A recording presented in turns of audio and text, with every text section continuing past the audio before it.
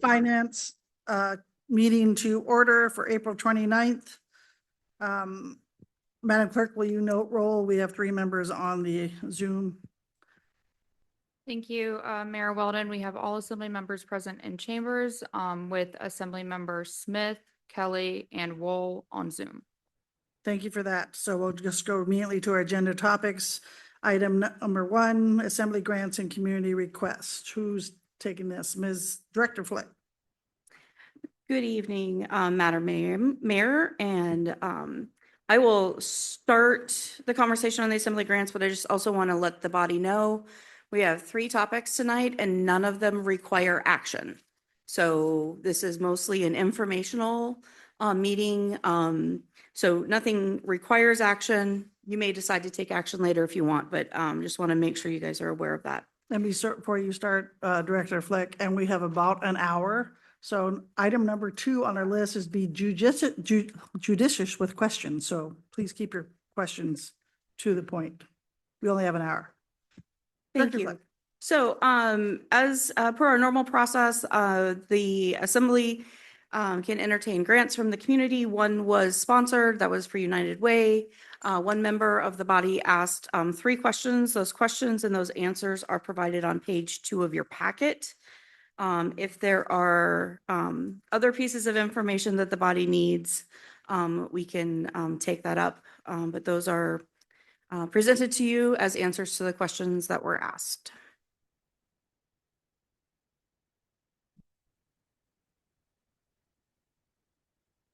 Any questions?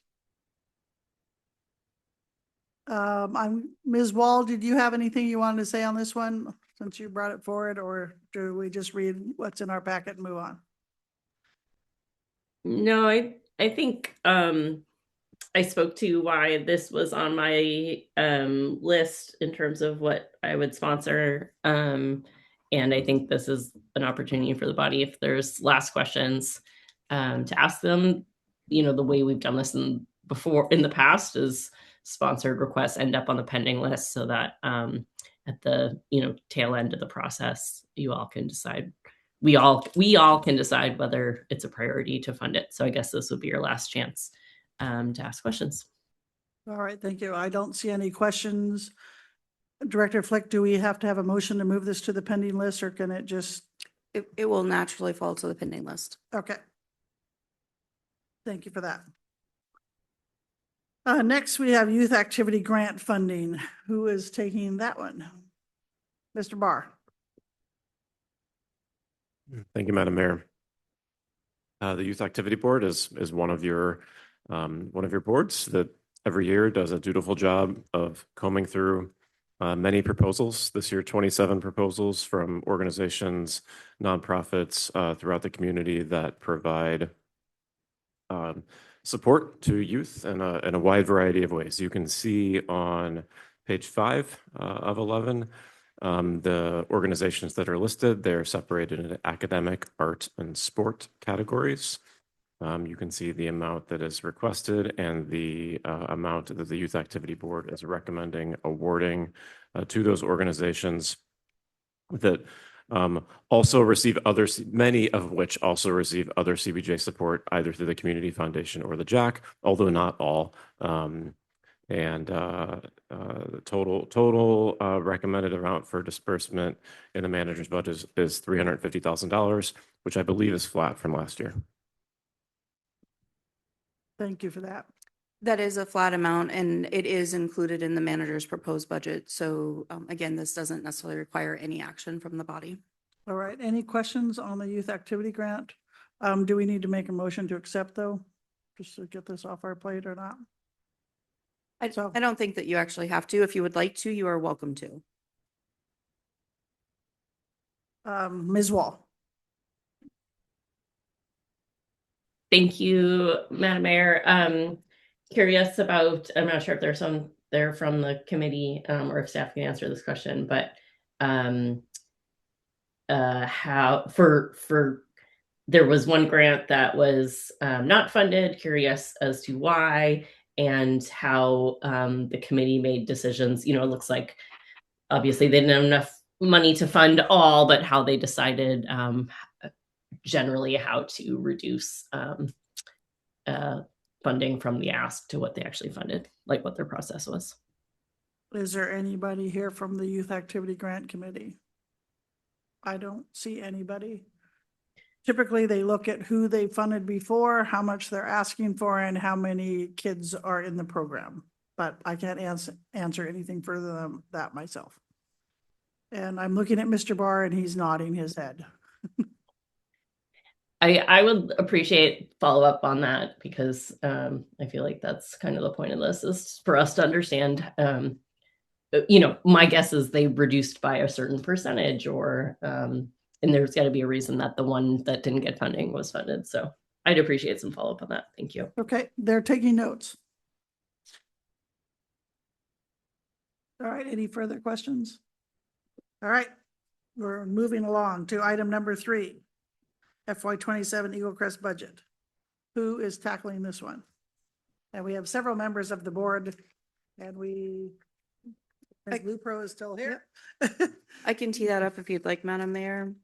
The Assembly Finance Committee asked the Eagle Crest Board to come back with information about what operations would look like if they received the $930,000 subsidy, which has been the norm for the past several years, and also did not run into a deficit. So the revenue that they would generate plus the $930,000 subsidy, what would operations look like? And the request was for the board and the manager's office to collaborate on that. And I believe Aaron or Mr. Cullum, Let's bring them both up. and we'll do the presentation from here.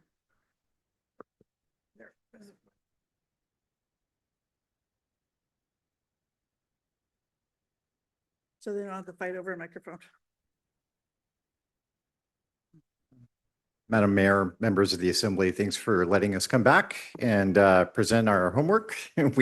We spent, and when I say we, I mean Aaron and to a large extent, the chair of our Finance Committee, Thor Lindstrom, spent a ton of time just combing through the budget. And it was a healthy exercise for us. And, because it felt like pulling it down to the studs and just looking at what it would take to build it back up a little more efficiently. And so if you could move to the first slide. So on the left, you'll see, I'm gonna look at my tablet here so I don't keep looking over my shoulder.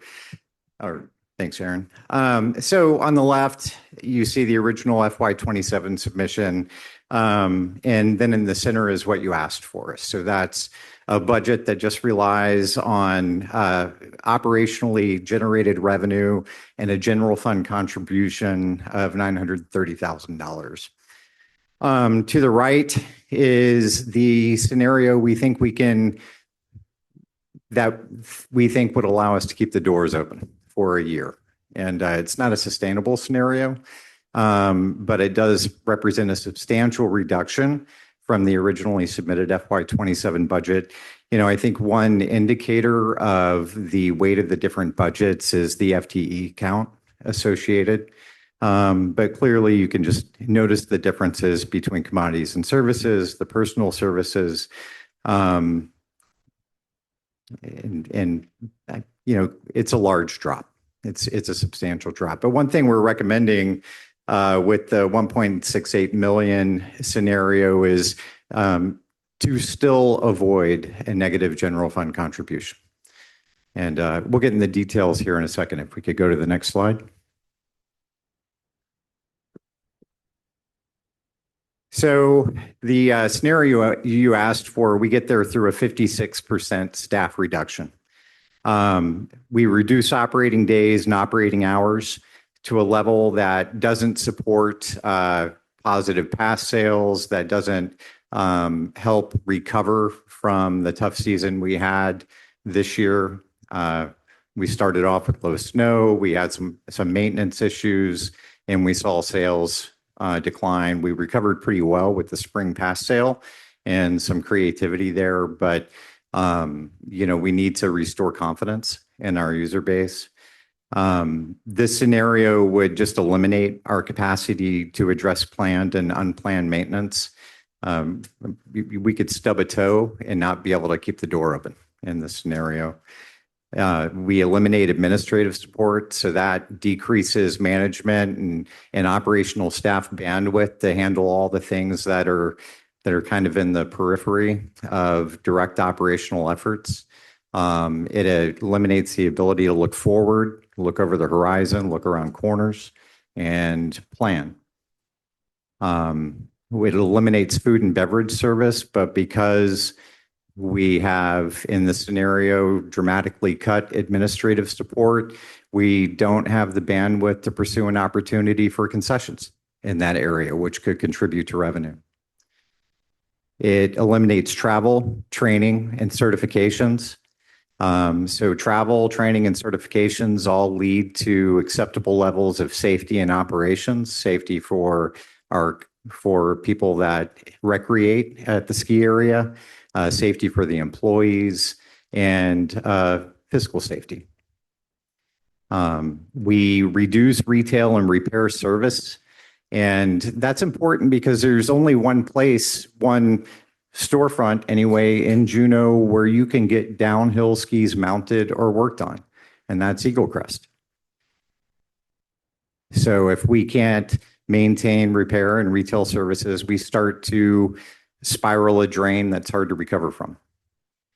And all this adds up and more, adds up to an incredible loss of resiliency.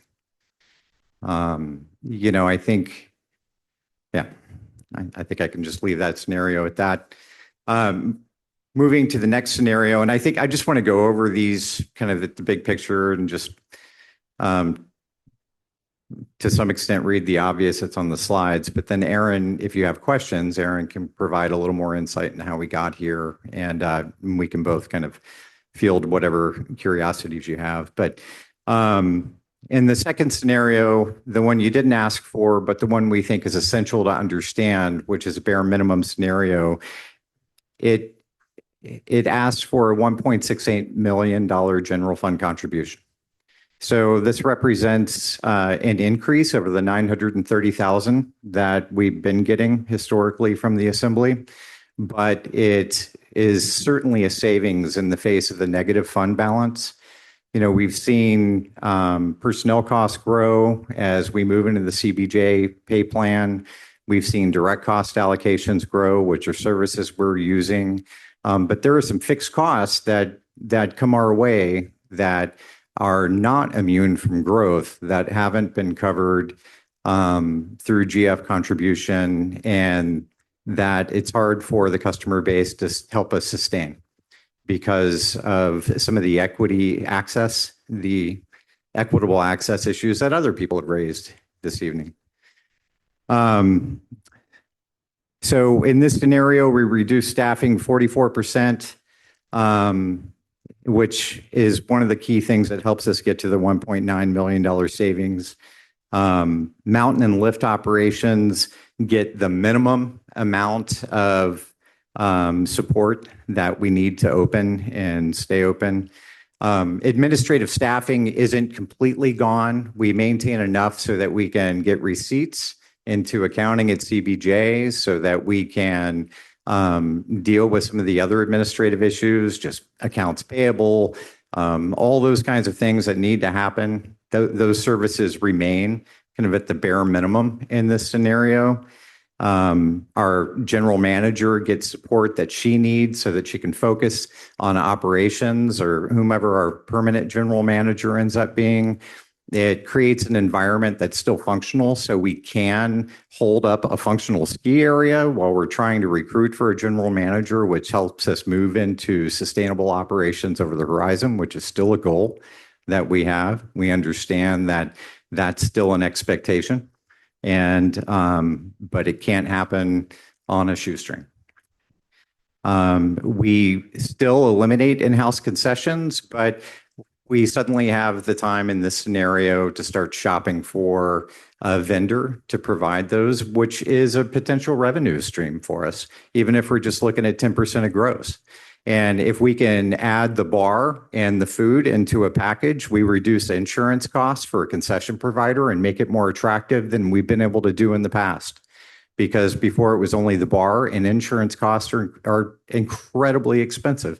And they come down quite a bit when you add food to the operations.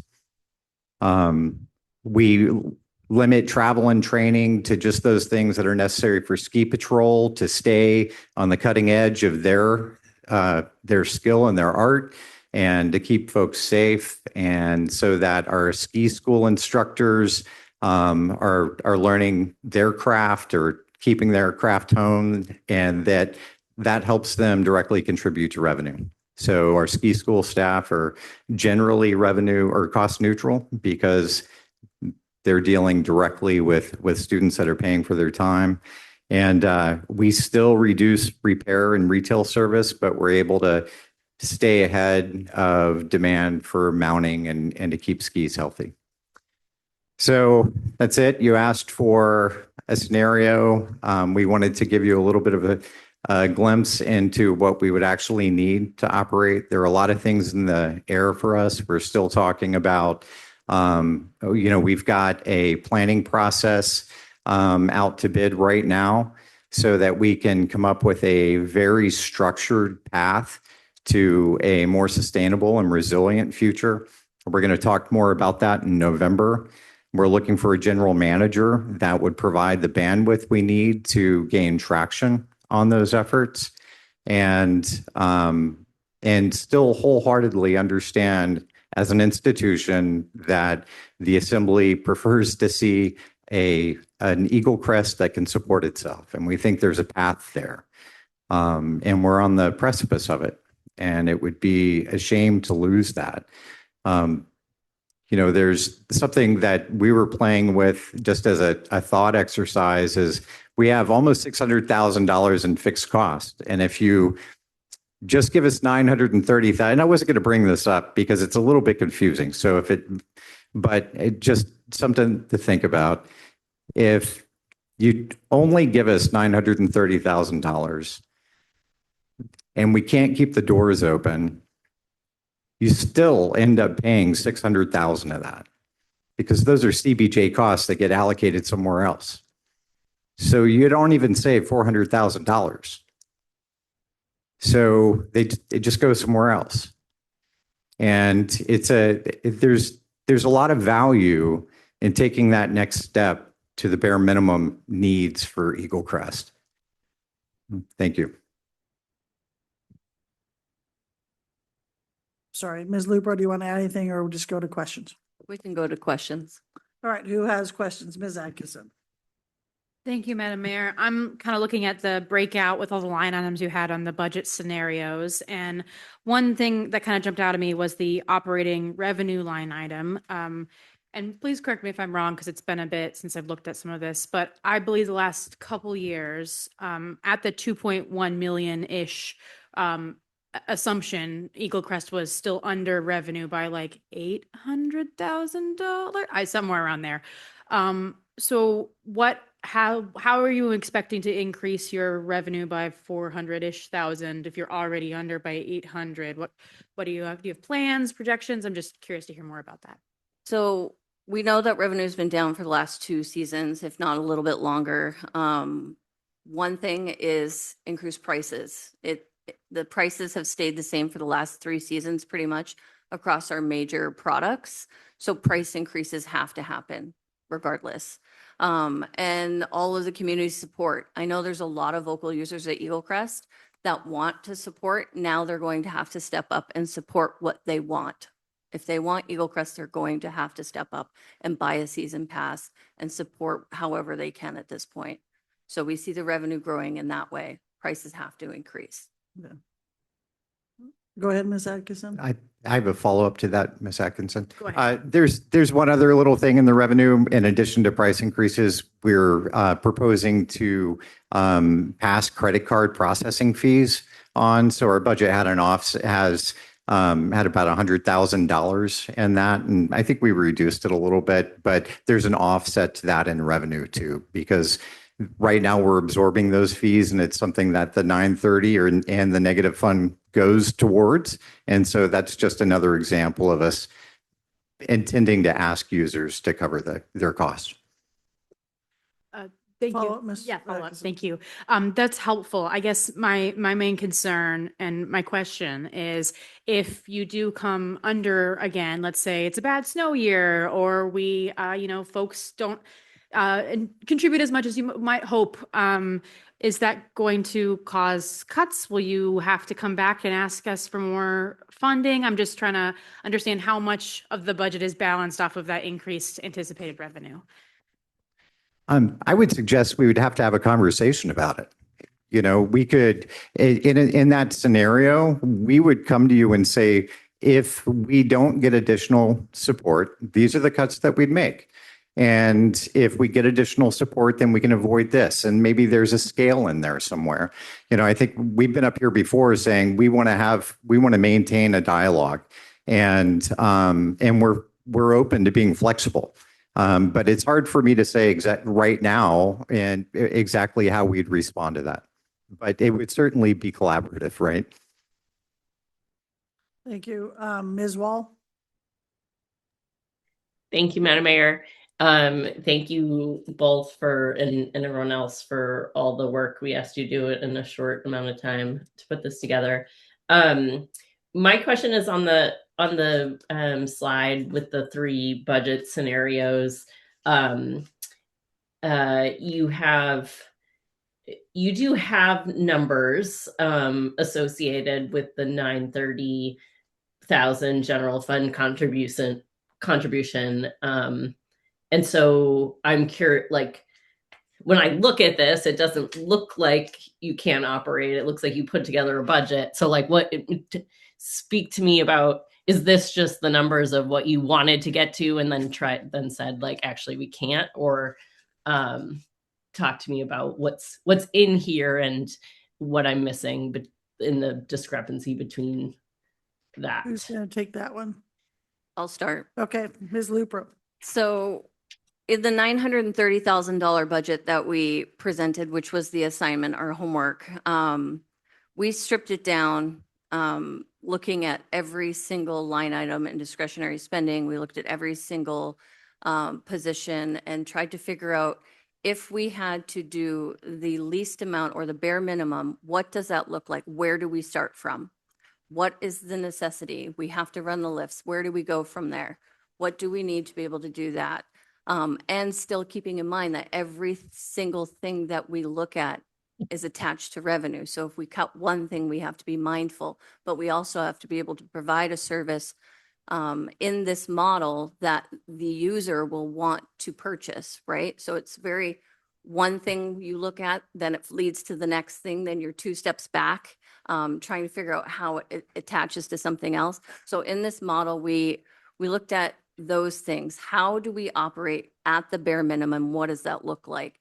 And then how safe is that? Those are the things that we looked at in the $930,000.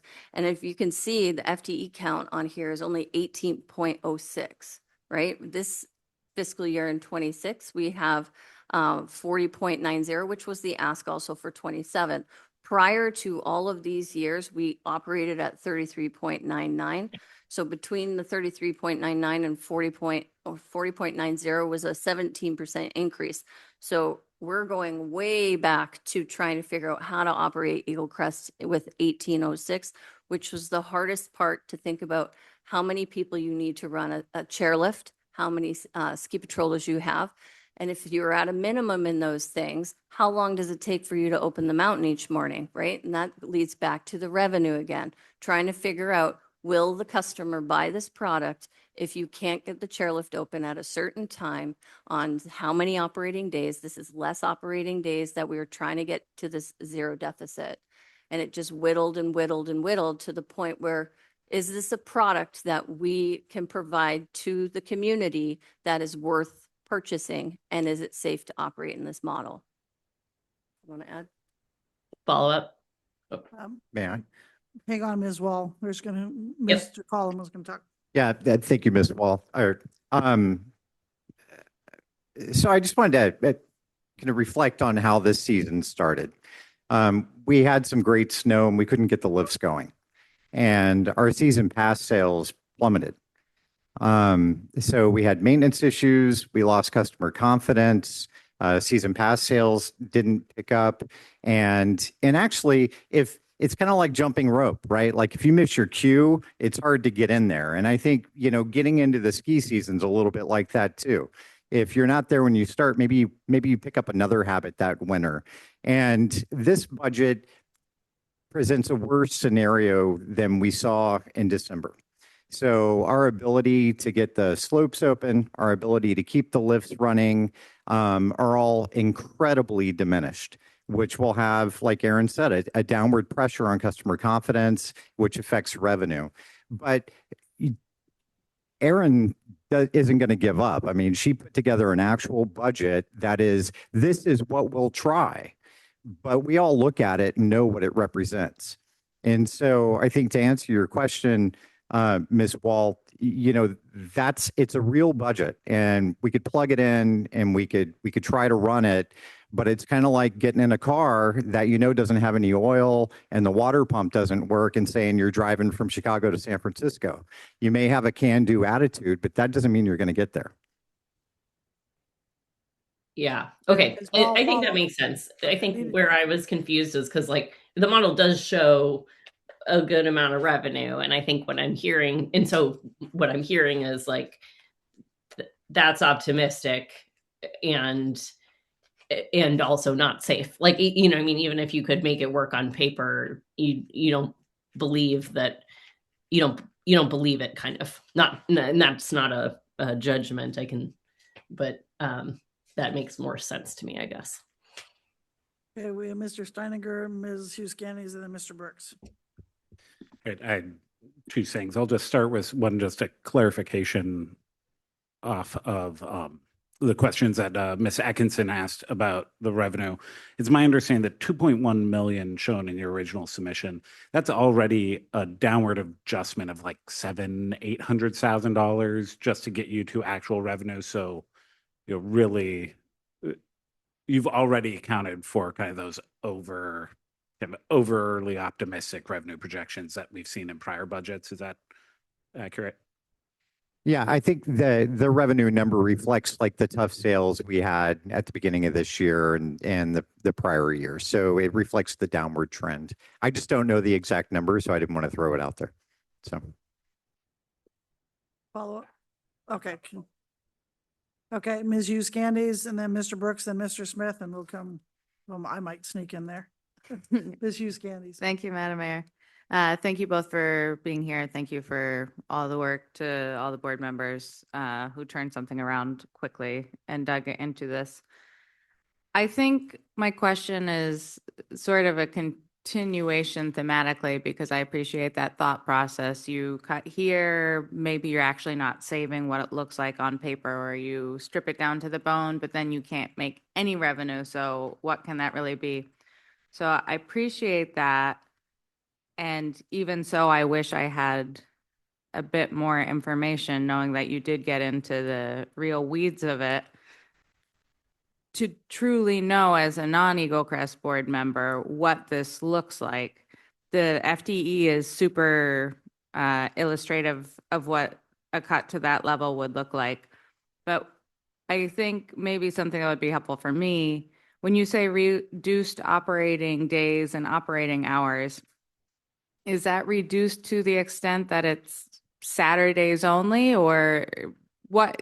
Could you give me a little bit of a sense of that? Because without that and just these high level numbers, I really don't know what that 9:30 season looks like. And that's what I would like to know at this level. So what that version looks like, currently the way Eagle Crest operates is we have around 86 operational days, depends on the calendar. We operate Wednesday through Sunday with holiday Mondays, and then we go through school breaks. That's our regular typical operations. In the 930 model, it is reduced to no Wednesdays, no holiday Mondays, with a later start closer towards like the school break and Christmas. So I think in that model, we ended up with 66 days of operations. And then the second model was adding back in the days that we were taking out. That also is in our season, we have 3 different time schedules. The beginning of the season, we operate from 9 to 3, then we go 9 to 3:30, and then 9 to 4, just because of the daylight. But in both models, it's 9 to 3 for the whole season. That's helpful. Thank you. Mr. Brooks. Thank you, Madam Mayor, and thank you guys for all the information and hard work on this. It's greatly appreciated and helps us with a better understanding. I'm just looking at the draft budget book here, and from FY 25 to 26, there's a $500,000 increase in the expenditure on commodities and services, and that should be maintained in the proposed for 27 as well. Can you speak a little bit as to what that is? Is it a bunch of small things, or is there one large change that's happened recently? We called it our discretionary operating expenses. In our materials and commodities, a lot of things have become more expensive. Everything, all the parts, all the pieces. We're trying to be mindful in the task that was given to us. So we made cuts to things within it, reducing retail soft goods, reducing the rental fleet replacement, the training, removing things like travel uniforms, things like that across the board through, like, food service was completely removed from operating costs. We did add in at $1,500 to maintain the kitchen equipment for whatever concession might be able to take over the food in the kitchen. But it's removing a lot of things that, you know, we're just going to have to pull back and pay really close attention to the bottom line. And every director of every department is going to have to be on top of their budget to make sure that we can stay within it and be responsible. Mr. Smith. Thank you, Madam Mayor. Thanks you two for this work, and everyone else who I know was involved. Regarding FTE, I think I heard you say that in previous years, maybe FY 25, you were at around 33, and 26, I think it was 40. I guess I was just kind of curious. Did you actually? That was like budgeted FTE. Did you actually get that many people, or was it lower in recent years? I'm just trying to think of from where we are or where we were this season to a 27 or something FTE, if it's that full 13 drop, or if some of those positions weren't filled. Ms. Lupro. So in the 40.90, there are quite a few positions that are vacant at this moment. Even in the model of 33.99, the difference is the last couple of years, the Assembly has been kind enough to us to create full-time positions to help support revenue, making sure we get it where it needs to go when it needs to get there, an admin coordinator, things that are important to get business done and get business done with the city, getting things there on time. With that, I think I have a note here to remind myself, maybe I don't, but we have the fewer FTEs full-time, we'll have more seasonal employees again, like we did with 33.99. And I just want to note, in the second model with the 27.43, I went through all of those with a fine-tooth comb and said, we could most likely do this with that many, with those specific positions. It might hurt a little bit, but without that 1.6 million, we would be in a deficit. But just that 27.43, that could not also be fully filled as well. There's lots of vacancies. I'm gonna hop in here. So your revenue numbers, you talked about increased prices, anything, does that include any summer revenue whatsoever? Like, are we gonna charge people to do mountain biking? Are we gonna charge people just walk up? I mean, is that any summer revenue whatsoever? Currently, right now, we have Segway tours that are still doing. I'm talking about what, I know that, but I'm talking about anything that would happen at Eagle Crest, like, Moving just- forward. no, it's not what, so does your revenue numbers count like I bring my mountain bike up to ride on the trail and I should pay a fee? No, not right now. And, but given more time to plan and the resources to do it, there are certainly opportunities there, right? And if I may add just a little bit more about the revenue, we didn't have a lot of time to analyze the revenue side of things. I mean, you know, we understand a little bit of why revenue fell the last couple of years, and we think we could turn that around. But one thing to keep in mind is that the revenue picture for the 930 scenario is more optimistic than the revenue picture for the 1.68 scenario, right? Because we can't sit here and say that resiliency is destroyed under the 930 scenario, but say we're going to be able to definitely maintain the same level of revenue. It's just, we don't fully understand at this point how that could affect our revenue. But we need to be honest about, you know, the reality that if our resiliency is eliminated and we can't open lifts and we lose customer confidence, then that has a direct effect on revenue. So this assumes we make it work, but our sense is that we can't. Okay, and then I just have a follow-up on revenue. Have you contemplating doing a season pass for the weekend and a season pass during the week, that the season pass during the week pays more? So a season pass that includes the week is more than the season pass that's just for the weekends. Try and keep. Have we or would we? Have you, would you? I think we've thought about just about every permutation of pass and ticket, but we haven't integrated that into this. And I think, you know, what we do with season passes, whether or not we keep the spring pass available, whether we do weekend passes, weekday passes. I mean, these are all conversations that are definitely going to be coming up because we need to, one, make pass sales as appealing as we can, which I think probably means providing options for everybody or as many people as we can. And, well, I'll just leave it at that. We definitely need to look at that. Okay, Ms. Hall.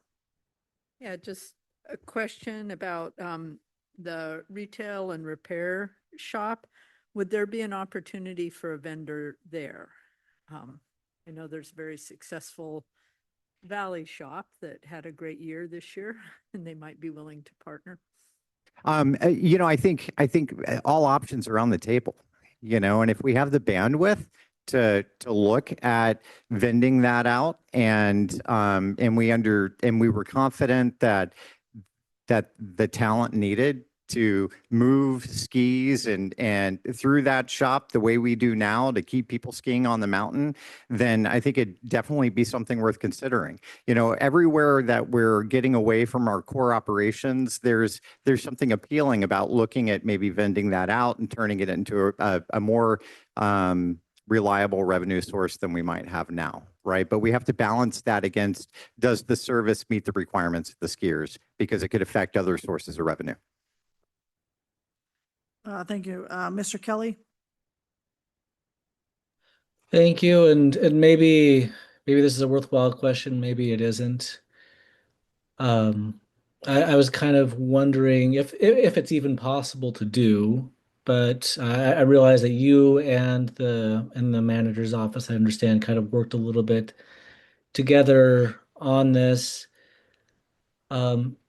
I was kind of wondering, is there any possibility that some of the administrative services could be anything that's shared with the city, like an FTE that's shared between the city and Eagle Crest? Is that even possible with an enterprise board? And if so, have you considered that? And so this might be partially a question for Ms. Flick as well, or maybe is there some sort of different arrangement of shared services way that we could that would help with the situation? Looks like Madam Manager is going to take that, or Mr. Colum, are you going to take that? I think I could start and maybe Okay. you could correct me if I'm wrong, Madam Manager or Ms. Flick. But, Mr. Kelly, we're already doing that to a huge extent. So we work quite a bit with CBJ, CBJ Finance, accounting, engineering, procurement. They're all services that Eagle Crest leans on. That's a big component of the fixed cost allocation that I've brought up. And I think we will continue to rely on CBJ services. Those costs, they come through, but we do get to tap into economies of scale. I think there are some places where we need administrative support on site, readily accessible and dedicated to Eagle Crest in a way that CBJ services aren't necessarily. That's not to say CBJ is anything less than incredibly helpful and always available when we need it. But so I think where it makes sense, we're certainly leveraging the resources available to us. And then there will be times where we need dedicated resources. And so if there's room to explore an expansion of what CBJ offers, I think we're definitely willing to have that discussion. Madam Manager, do you have anything to add? Thank you. I would just add that those resources, whether they're provided out of administration in the manager's office or directly out of Eagle Crest, still have a cost associated with them, and the general fund bears that cost. So not to point out the obvious, but those employee hours would still have a cost. Thank you for Thank that. Mr. Steininger.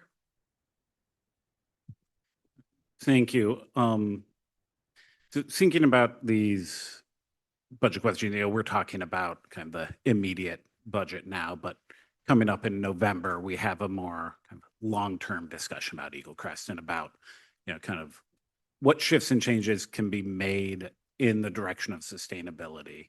And I think it's obvious that under the 930 Southern General Fund contribution, the answer to this question is no. But under the 1.7 million, does that provide enough resources for Eagle Crest to actually kind of engage in those discussions and put together meaningful ideas in how we can move to sustainability? The mayor asked questions about, are you charging for mountain bikes? Are you changing pass plans? And a lot of those are board discussions, and you're volunteers, so you're very cheap, but you require a lot of staff support to actually have those discussions. Do you feel like you will have that staff support under this $1.7 million proposal, or will we just show up in November where that work wasn't able to be done because we didn't support it? Thank you for that question.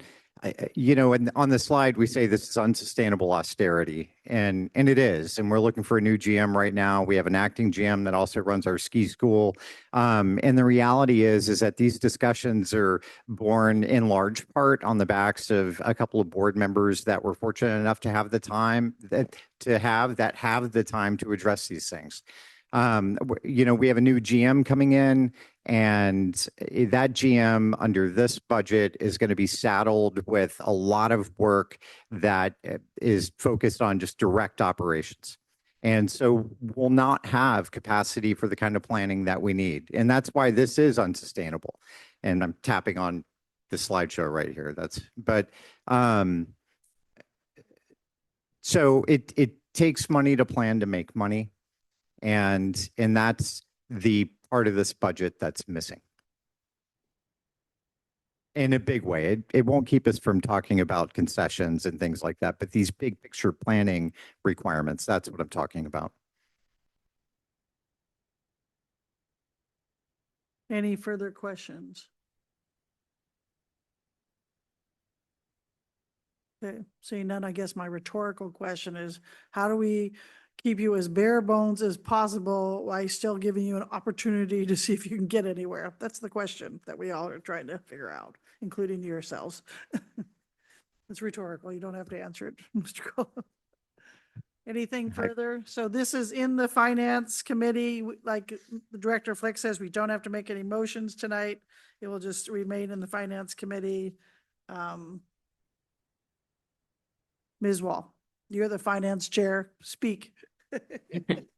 I'm fine with this staying in the finance committee meeting. At some point, we're going to be moving some stuff. We got a long list of stuff we're considering to a pending list for final decision. So I'm happy to work this into that somehow if we don't want to say anything tonight. I will say that I would like to.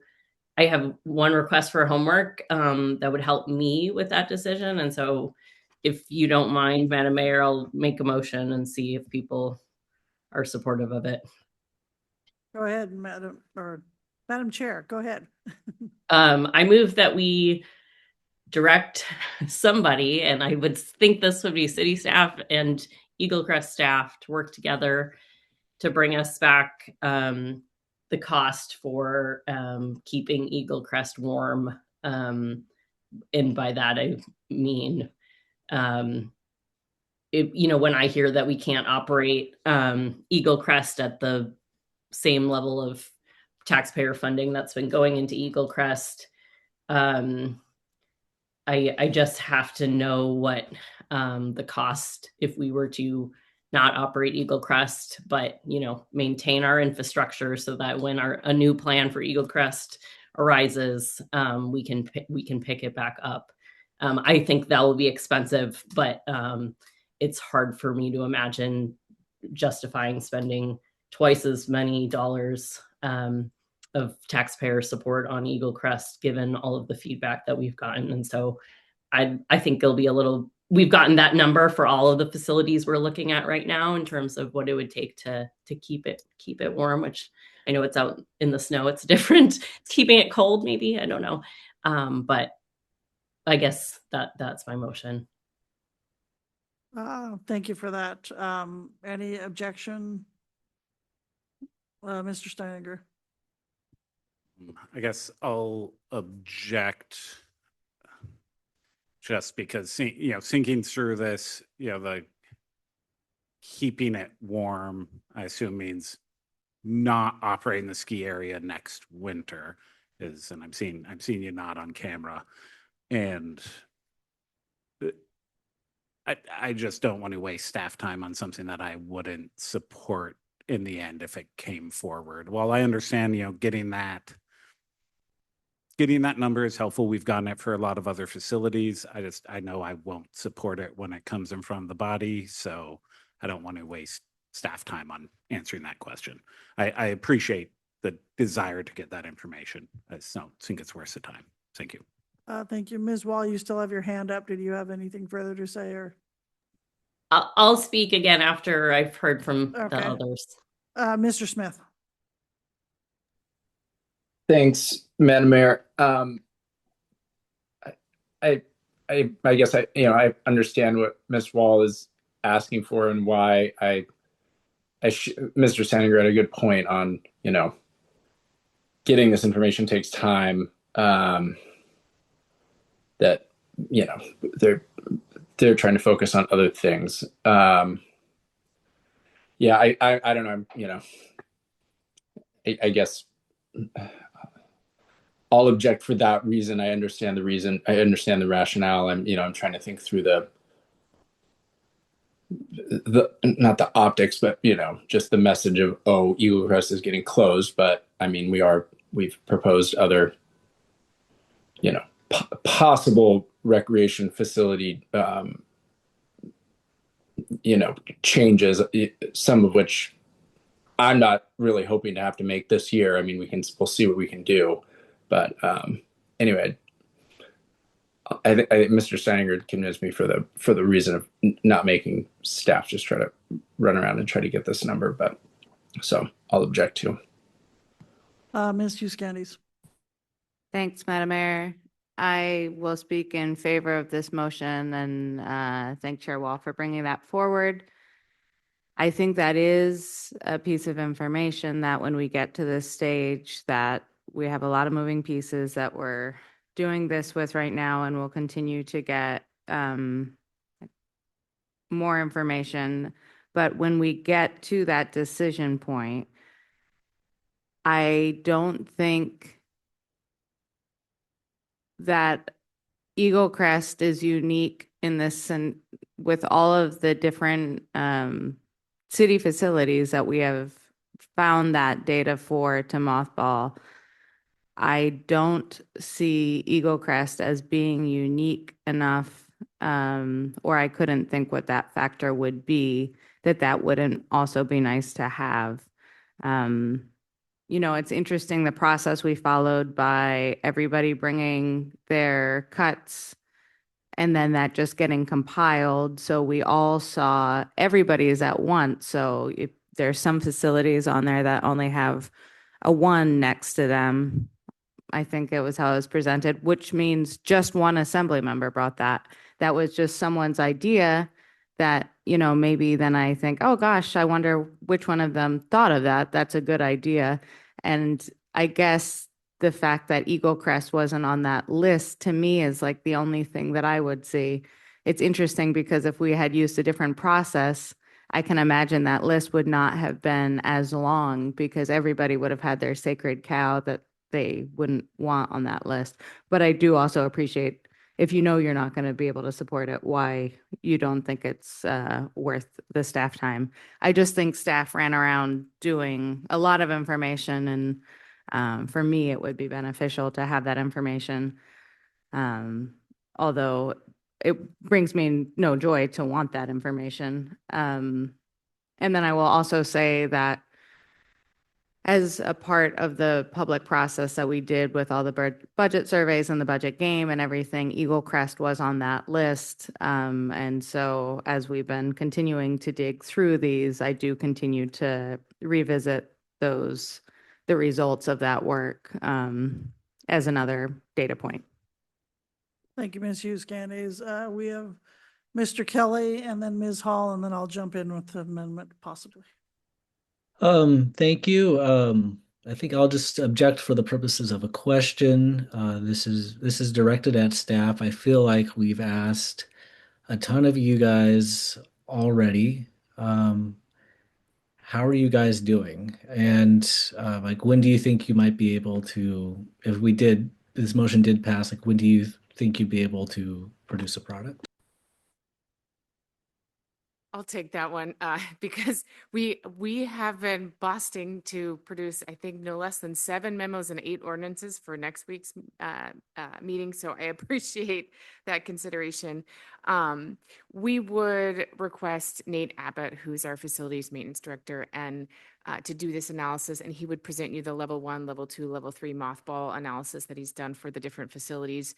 I think it'd be pretty complex because it's not just one building, right? There's a whole lot up there, but he is familiar with the infrastructure. And so I do think that it's a doable request within the next couple of weeks. Thank you. I'll remove my objection. All right, Ms. Hall.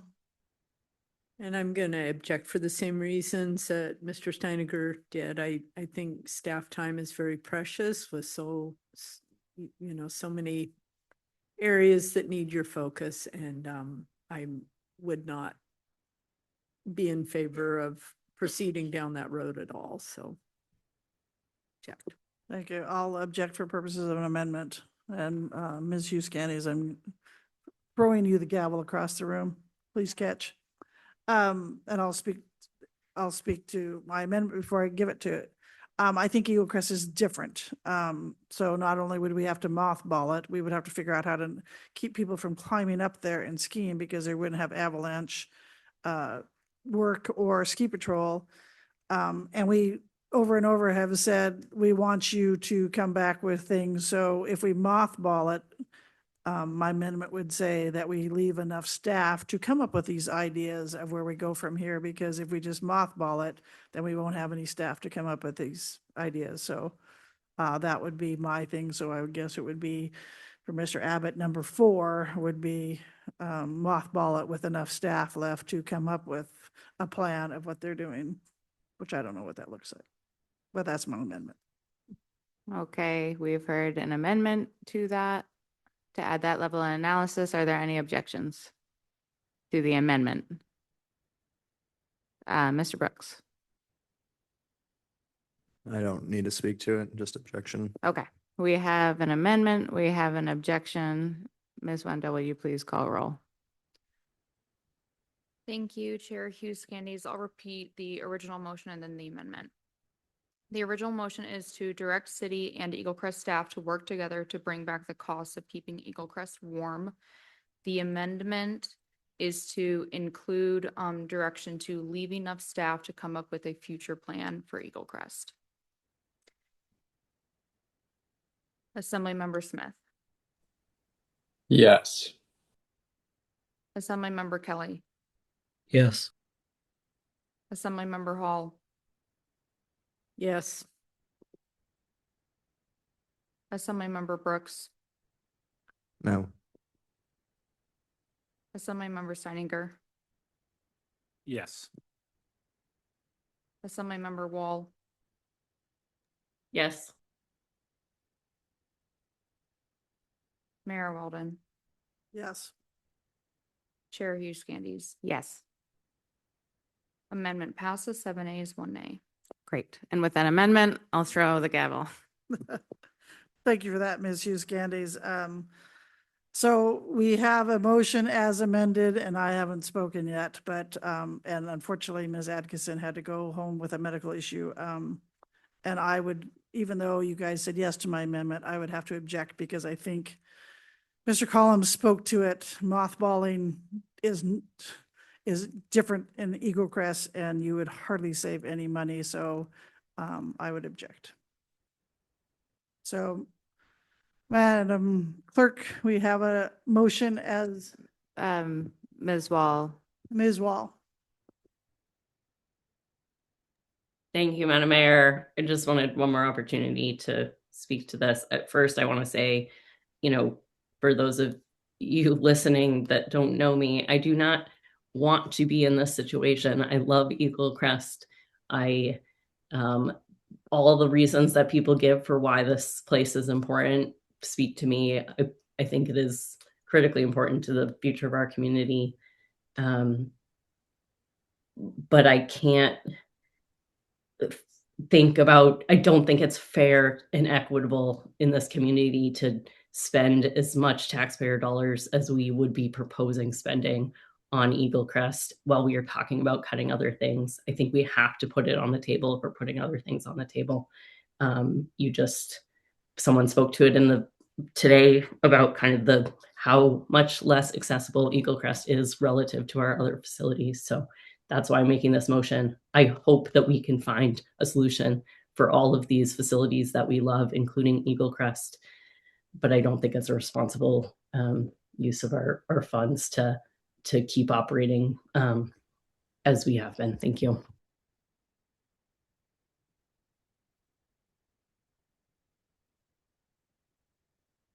Thank you, Ms. Wall, for that. Mr. Kelly. Thank you, Madam Mayor. I just wanted to speak. I think I'll speak in support of this motion. I don't expect that I am going to be in favor of the final result, but I think it's good to make an informed decision and be able to support that with data. So, given that it won't be too much of a burden on staff, and given that we're making some pretty big decisions, I expect the information that we get back to not support mothballing, and I don't know. I just want to make an informed decision. So while I don't expect I will be voting in my final vote in support of mothballing Eagle Crest, I do want to be able to support my decision with data. So thank you. Thank you for that. And before we call the roll, let's take a 2-minute recess.